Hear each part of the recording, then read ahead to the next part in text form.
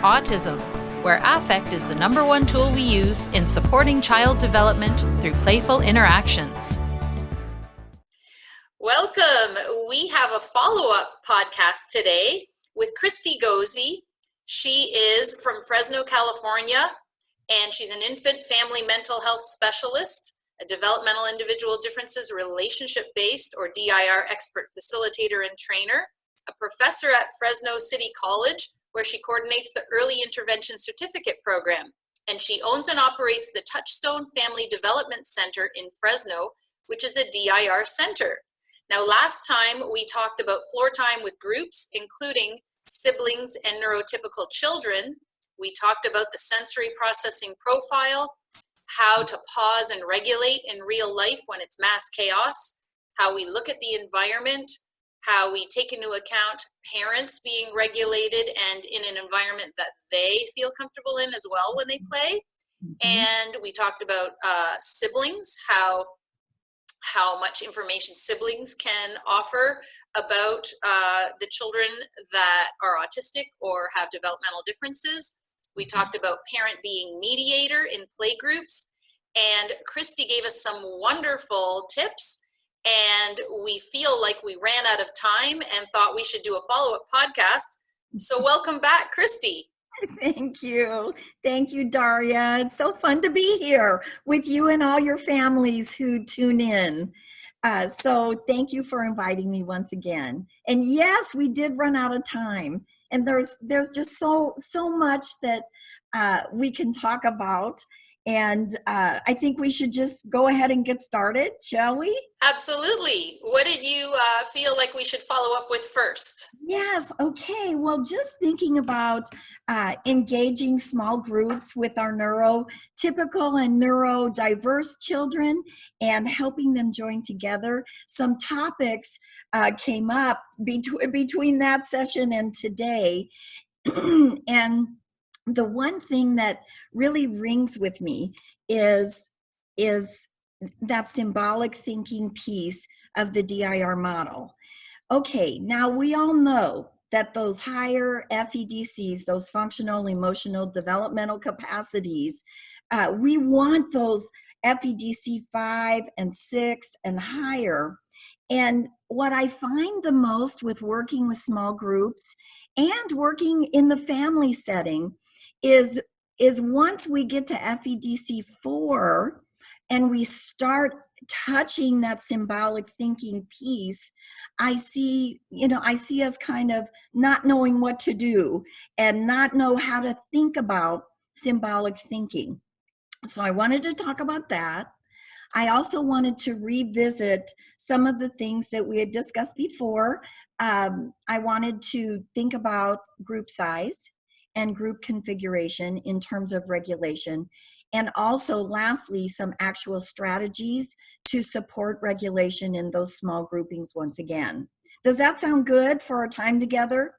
Absolutely. Yes? And okay. just to segue into that for symbolic piece, just to give listeners who may not be as familiar with the DIR model, you may have, if you've listened to other podcasts here at affectautism.com, you may have heard me talk about my son. He's been right in the middle of that FEDC 4 right now, which is, we're talking about the early social developmental, social emotional capacities that neurotypical children typically go through in preschool years and from infancy to preschool.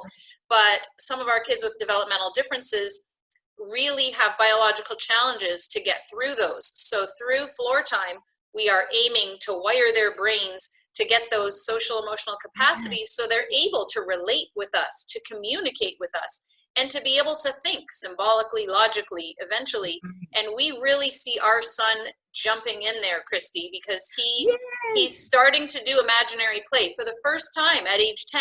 Now he's been doing it for about a year now or so. So yeah, he might have been 9 or 10 when he started. And it's very simple themes. It's just imitating what he has seen on PJ Masks. So, watch out, Gecko, here I come. Oh no, we're going around the bend, blah, blah, blah. He's like acting out little things. And as you get into the 5th capacity, you start to have more emotional themes, and Mhm. and then into the sixth having more logical sequences of themes.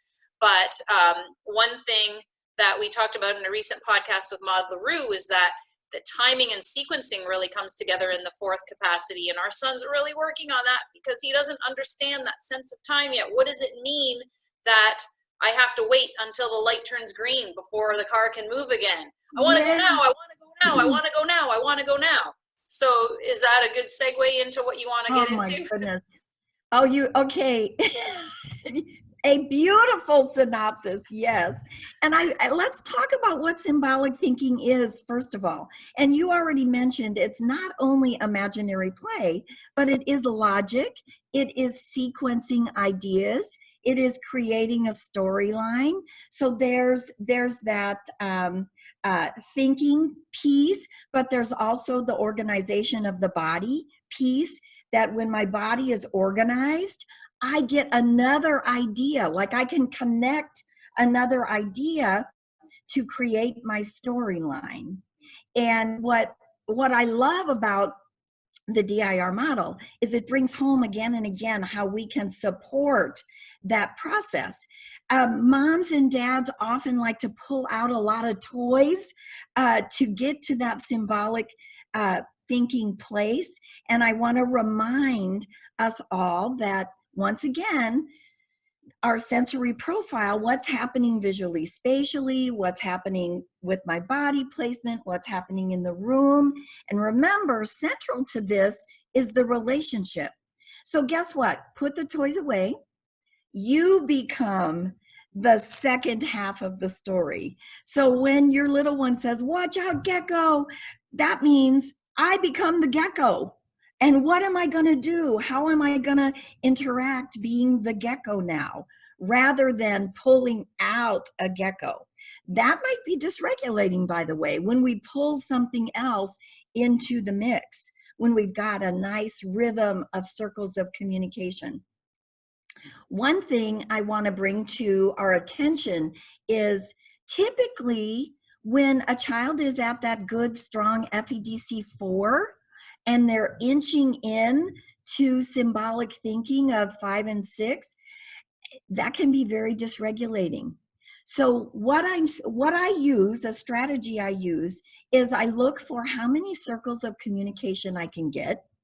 And when those circles begin to break down, that means I'm losing regulation.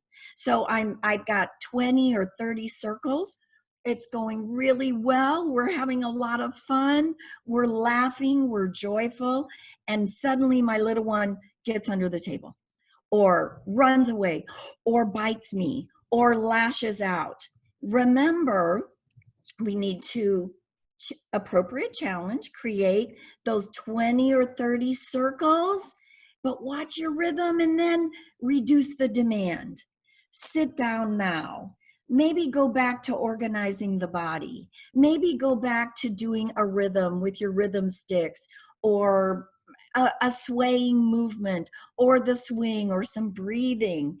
And then say, "Oh man, that was a great story, wasn't it?" And reach back in to the theme. Or your little one might change the theme, and that's a-okay. Those some ideas that I wanted to pose, and once again I said, families kind of don't know what to do with these imaginary ideas. But guess what? Many of my OTs, PTs, and speech therapists are trained beautifully clinically from the sensory perspective, but that symbolic thinking piece is often a mystery. Like what do I do? Well, once again, that swing becomes your pirate ship. That climbing structure becomes your fort, and the cowboys are running around on their horses, or whatever the theme may be. I'll tell you what, pirates are a real go-to. You can do everything with pirates. You can capture treasure. You can run from the sharks. You can swim in the waves of the ocean. And, you can just go anywhere with that. The other day I was videoing a mama playing with her little one. We had all the gross motor equipment out. And this is a real creative mom. She's like you, Daria. She's warm and nurturing and real creative. But I tell you what, when it was sensory play for what we were looking for, that's what I had asked her to just play with this stuff, that she really became stumped and her body froze. She escalated. She started zipping from one piece of equipment to another without that symbolic piece. So she, once again, she became disorganized with that symbolic thinking piece. So I just wanted to talk about that. Maud, the other day, when I watched her presentation, she brought up a wonderful piece that I myself have really tuned into these past few weeks. And that is that timing element between my idea in symbolic thinking. I've got a great idea, but it's going to take a time element to sequentially organize my body. My body has to do this, this, this, and this before I can execute my idea. Just like the stoplight. I want to go. But mama has to get into park or put on my brakes. We have to wait for other cars. We have to process that. Then we have to actually wait our turn. So that takes time. And that time element is essential to symbolic thinking. So we want to pair those two up. Okay, now, what if you actually do lose regulation when you're in a cool scenario? I've got some strategies. I already mentioned, count those circles of communication. Even if you're having fun, that can be very over-regulating, over-registering for somebody's sensory system.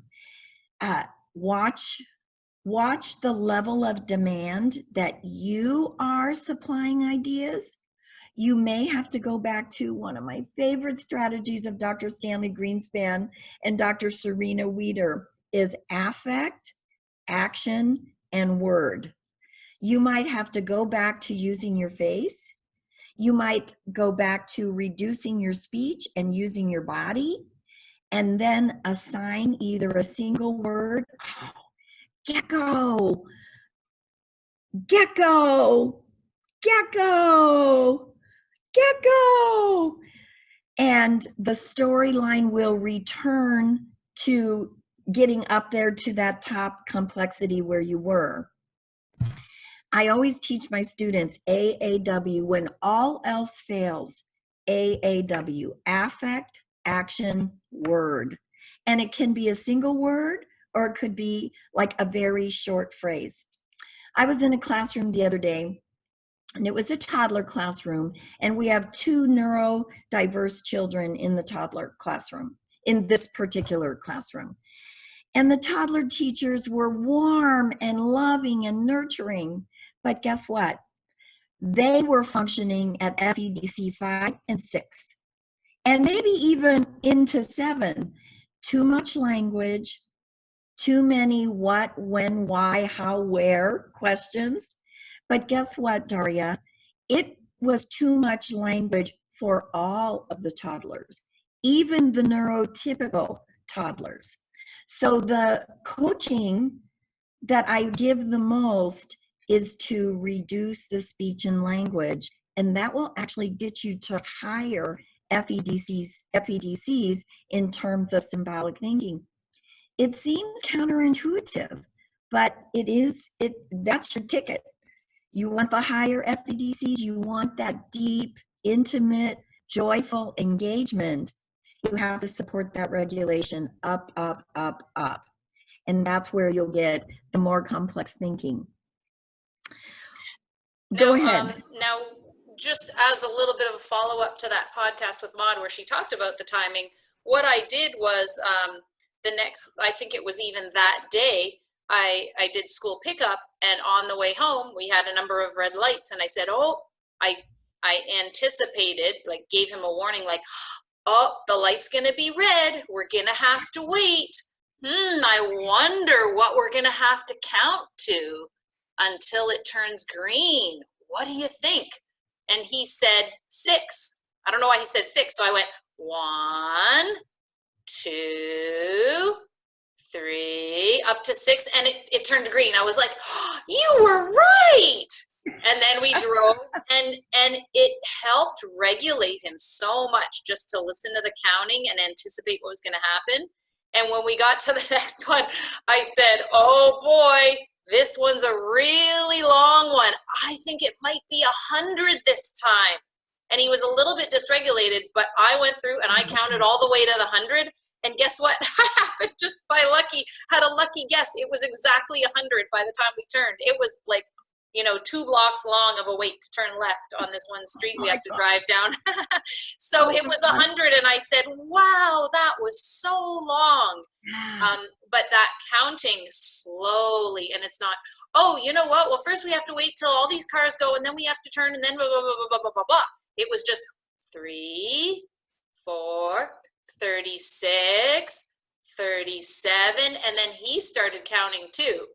Yeah. And even though he was restless, like he wanted to, 6, 1, 2, like he wanted to get through it quicker, it did help him a little bit. So, I mean, that was my way of sort of regulating him. Now, whether that will continue to work, because he might be like, oh, I don't want to wait that long again. That took forever to count to 100. Next time I might have to do something different. But Right. Okay, your rhythmic counting is almost like breathing, or like rhythm sticks, or doing something rhythmic with my body. I think that's a lovely strategy. One other idea that I put into practice when I'm working with a small group is I will use a storyboard, and it's just a board that has squares on it, and I will sometimes either put a stick figure in there to represent someone's idea, or I might put a word, a single word into that represents somebody's idea. And even if the children can't read, they know that their idea has been symbolized. Once again, symbolic thinking, and they can visually track the pattern of our story. I'm going to go back to pirates just because that's fresh right now. We can put into sequence what we have to do with our bodies to do our story. And guess what, Daria? I do it just like you. I do it really rhythmically. What's number 1? What's number 2? And we go through the storyboard. And that visual spatial organization is very regulating. And then guess what? We're regulated. The body feels good. We can act out our story. We can add more ideas, et cetera, et cetera. Now, okay. Let me ask you a quick question. What about and this is a stereotypical statement because it might not be just dads, but what about let's say the people with personalities who are not comfortable talking like a kindergarten teacher? 1, 2, like my husband, he, for the life of him, he just feels ridiculous talking like that. Like he just won't do it. Right. It's dysregulating for him. And I also want to, excuse me 1 second. I can't meet right now. Sorry about that, Daria. That's okay. You can see I'm in my office. So, okay, what was I going to say? Dad, that's dysregulating for Dad. And absolutely, there is a cultural index here. You understand that? We talk about this in our certification process, that we are dysregulated when we are asked to do something that's outside of our known cultural indices. So a grown man in our society talking like a kindergarten teacher just isn't cultural for us. Okay, so I have 2 thoughts about that. No, I should say there are a lot of men who are like way better floor timers than a lot of people I've seen, and think about Mr. Rogers, and like just it can be a different style. You can be Arnold Schwarzenegger in Kindergarten Cop. interacting with the kids. Like you can still have affect and be fun, and there might be a different style to it, but some people just don't, that doesn't come naturally to them. That's not their right. And it depends on their family of origin, and that is their cultural influence, is their family of origin. I've had mamas tell me, I just can't.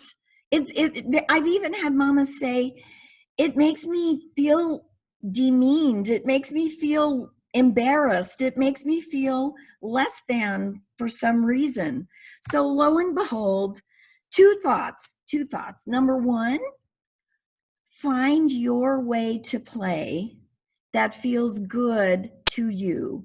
Your child will join you because your affect will be warm and nurturing. So find the interaction that feels good and feels comfortable and cultural to you. That's the first thing. The second thing is become aware of your own sensory profile. We can gain skill. Daria, we all had to learn the DIR model. We all had to learn floor time.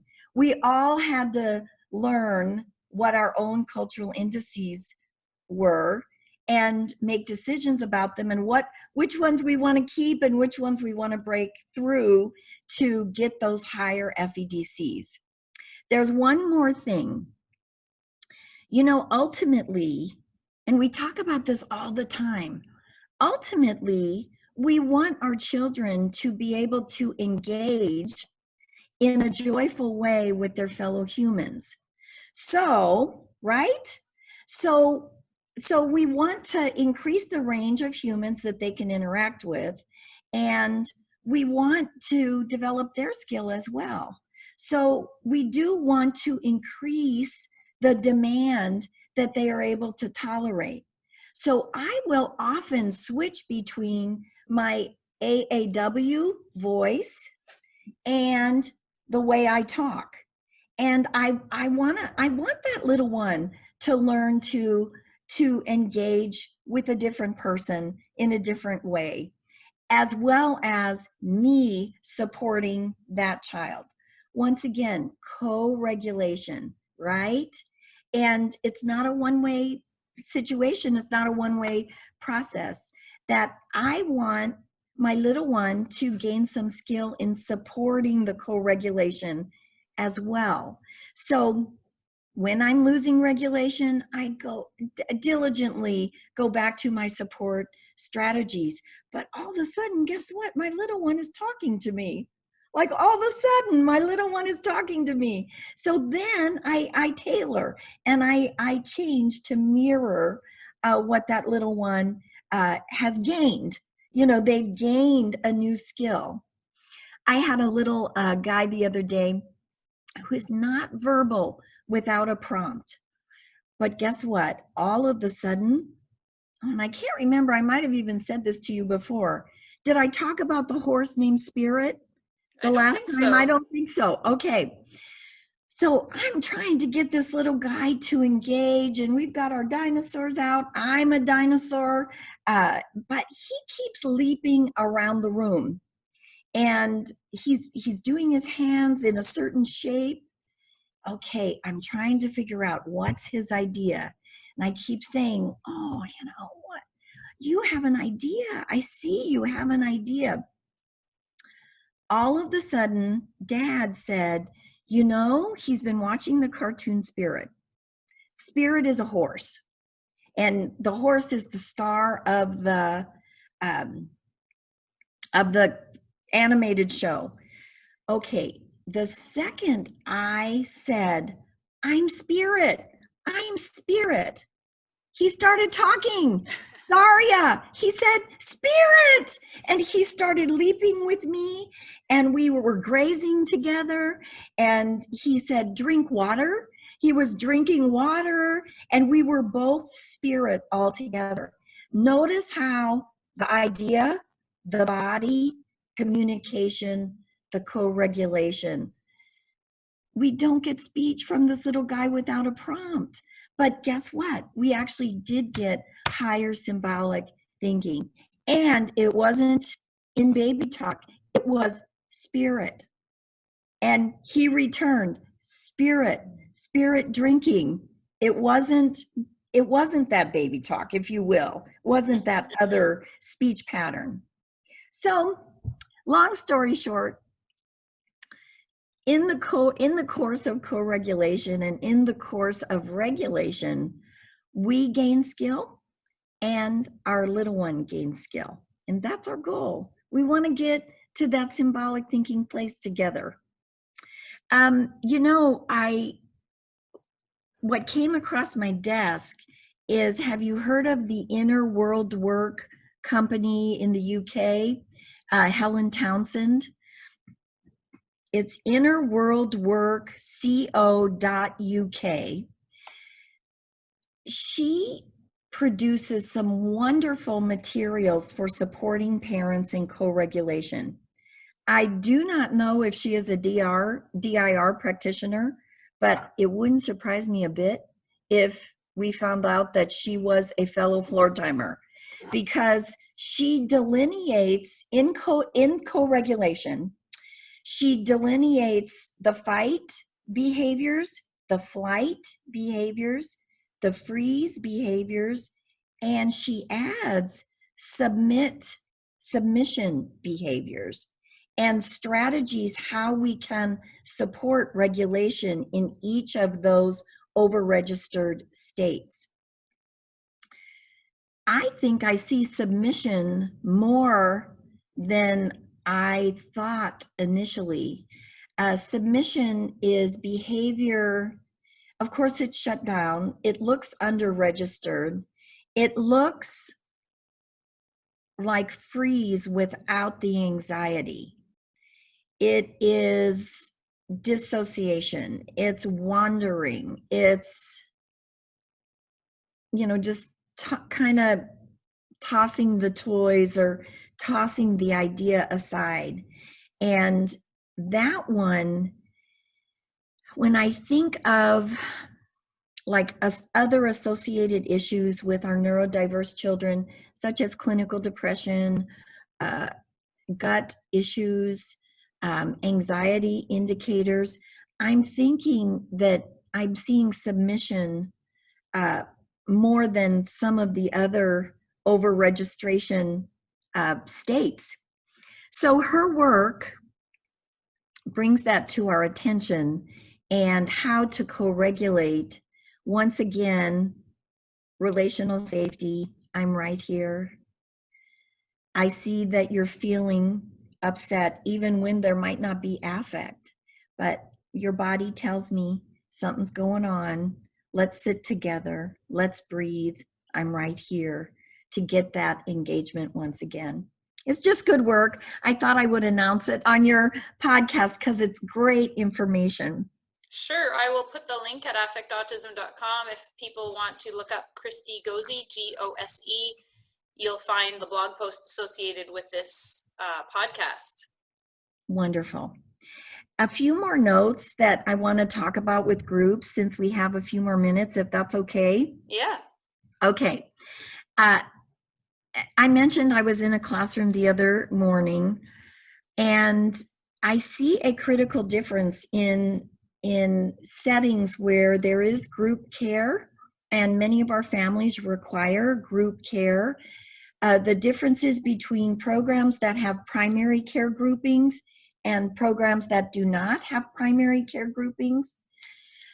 Primary care grouping is a construct that's well supported in the literature, in the child development literature. And it supports the idea that in a classroom, a single adult teacher can only engage up to 5 or 6 children appropriately at one time. So that means when the 6th or 7th child joins the group, the regulation does not get watered down. It literally falls apart. And then we lose engagement with all of them. So when we institute primary care groupings from a sensory perspective, but I want to talk about the emotional perspective, that the DIR model requires that nurturing, warm, deep relationship that is central to all growth and development. So that's the piece that the primary care grouping brings to the DIR model. From a sensory perspective, it helps us mediate sensory processing so much more easily. So what that means in the classroom setting is that a teacher has primary intimacy responsibility with a set grouping of children. So those children not only attach securely to their teacher, but they attach securely to the children in their primary care grouping. Even though it's a large classroom and even though it's a large setting, that touchstone in the classroom for our neurodiverse children is critical. That can I find not these other teachers that I don't know as well. I know them, but I can't rely on them necessarily to know me well enough to support me. I need my primary care grouping teacher who knows me so well that she or he can support me. So I wanted to bring that to the table. In terms of visual spatial processing, you know, the zooming in and out of children in a small group is very dysregulating into the visual spatial field. So if I got my small grouping around me, number one, that helps me. Number two, another thing that helps me is now in my environment, I can look for my emotional anchor. I can look for my touchstone, and that helps me block out all of this other visual spatial information that is not salient when I need to be regulated. So I wanted to bring that to the table when, you know, working with siblings, working with small groups, working in the classroom setting. There is resistance to primary care groupings in our field of child development because teachers, that somehow communicates to some teachers that creates a situation where some children won't like me then, or that means I won't like some of the children. But that is not what it is at all. It has to do with the critical need for intimacy in our group care settings. So I wanted to bring that to the table as well. Once again, we have to look at the teacher's sensory profile. She or he needs to become awake and aware of her or his own triggers and what is over-registering for that particular teacher. And sometimes we can fashion beautiful co-regulation within a certain primary care grouping by creating sensory profiles that are easily supported by one another.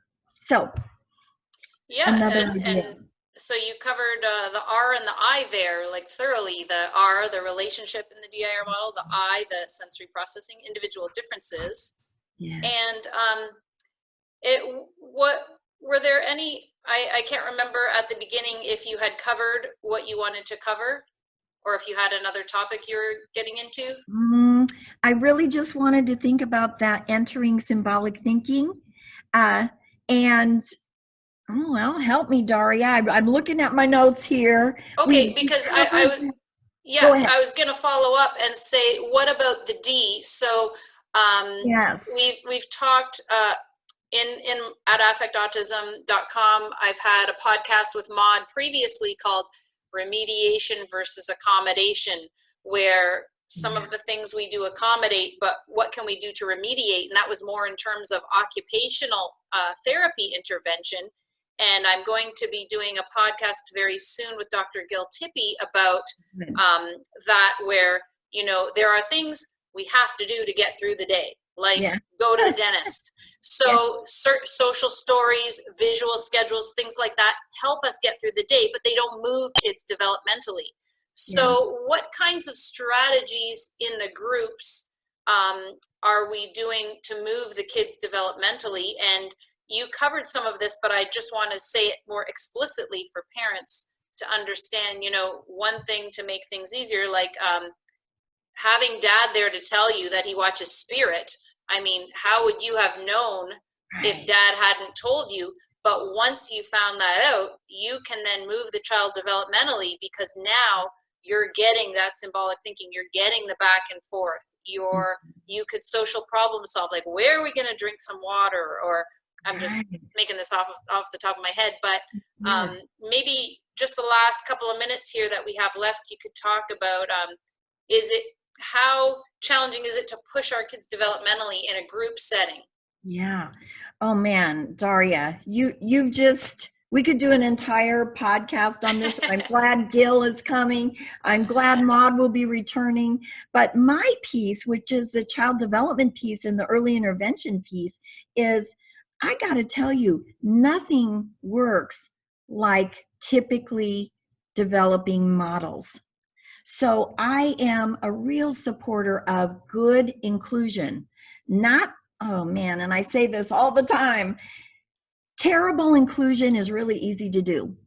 Good inclusion takes organization, takes understanding, takes the DIR understanding. But good inclusion, what that means is my neurodiverse child who is not eating at home, when I sit that child at circle or mealtime at school in a program in a small group setting, and all of the children are eating, guess what? That neurodiverse child, they will need sensory support. You have to be right there, and you need to support the typically developing children to stay in the interactions and to help that little one eat.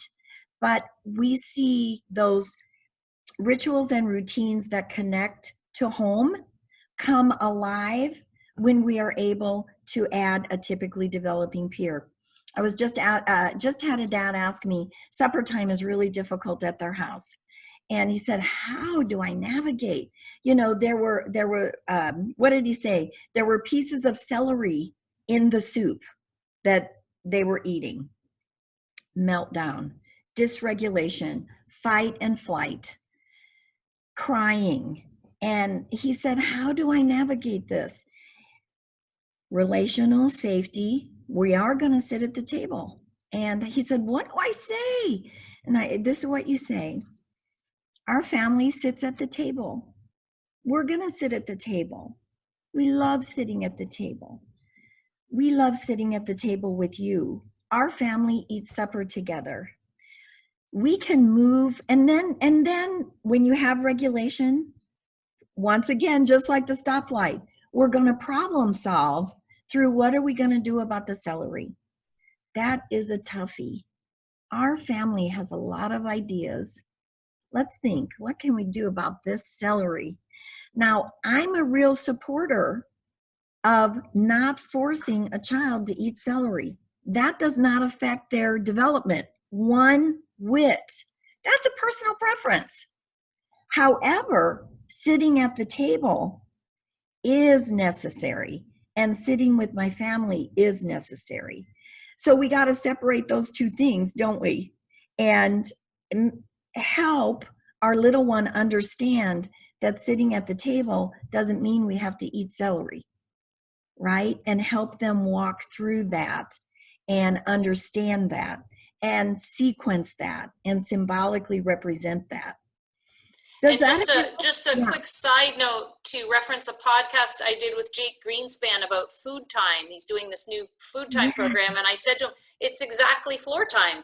And he gives all kinds of tips on how to go through meals, similar to what you just said. So if people want to delve into that topic further, check that food time at affectautism.com. Okay, that's a huge area for family life, Daria. And it causes so much stress for children and families. So our own California, I'm thinking, now I can't think of her last name all of a sudden. Her first name is Diane. Cullinane? Yeah, Cullinane. Does a wonderful food working with food and family time around mealtime as well. That's right. I saw a post about that. I'll try and I'll reference that for sure in the Yes. blog as well. Me too is fantastic. Fantastic. Yep. So all good. Dressing is another way we can build skill. I don't know what we have to study the routines of the family, and everything's happening in my office. Sorry. So we have to study the routines of the family, and when we're setting our goals and setting our outcomes, they have to reflect the needs of the family. Right. So it's sort of balancing getting through the day and getting through the rituals with when we have those good moments, then let's challenge and push developmentally. Yeah. Okay. And it's always go forward, come back for regulation. Mm-hmm. Go forward, come back for regulation. And that's okay. I want to tell moms and dads, that's progress. That's progress. Today, your little one was able to process a little more demand. Because a parent even said that to me in our online parent support group that I facilitate with ICDL, and people can find that at affectautism.com under the events tab. A parent said to me, I'm not sure where my son is on the FEDCs, on the functional emotional developmental capacities, because I think maybe he's at 1 because he's dysregulated a lot. But sometimes when he's with people he likes, he's at 3. And I said, okay, well, remember, it is not a static thing. You're always moving back and forth. So I'm glad you brought up that point. And we want to see the best that our kids can do. And that's the level that they have the capacities right now. But we're always going back, regulating, building that engagement back up, getting the back and forth, and then challenging them a little bit further with playful interactions and trying to problem solve together, trying to think symbolically together. Yes, exactly. It's dynamic, it's exciting, it is inspiring, and it's joyful. Yeah. Well, thank you so much, Christy, for coming back and sharing all of this information with us. And I hope you'll come back again sometime, and we'll figure out what other angles we can come at with this group. Yes, I love talking with you. Thank you so much. Until next time, here's to affecting autism through play.